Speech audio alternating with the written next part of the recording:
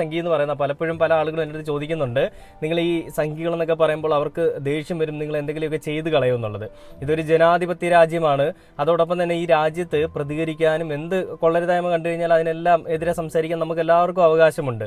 ആ അവകാശമുള്ളത് കൊണ്ട് തന്നെയും ഒരു ഇന്ത്യൻ പൗരൻ എന്ന നിലയിൽ ഞാൻ ആ ഒരു അവകാശത്തോടുകൂടി തന്നെയാണ് സംസാരിക്കുന്നത്. ഇനി ഇതിനെതിരെ അടിച്ചമർത്താൻ വേണ്ടി ഏതവും വന്നാലും നമ്മൾ പറയാനുള്ളത് പറയാതെ തന്നെ ചെയ്യുമെന്നുള്ളതാണ് നമ്മളുടെ അജണ്ട.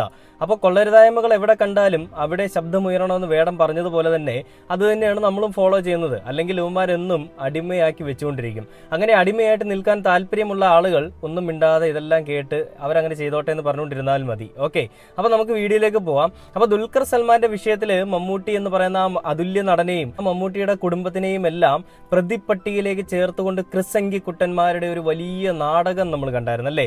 ആ നാടകത്തിനൊടുവിൽ എന്താണ് ഇപ്പോൾ വന്ന് എത്തി നിൽക്കുന്നതെന്ന് ചോദിച്ചു കഴിഞ്ഞാൽ ഈ ലേറ്റസ്റ്റ് ആയിട്ട് വന്നിരിക്കുന്നത് ദുൽഖറിന്റെ വീട്ടിലേക്ക്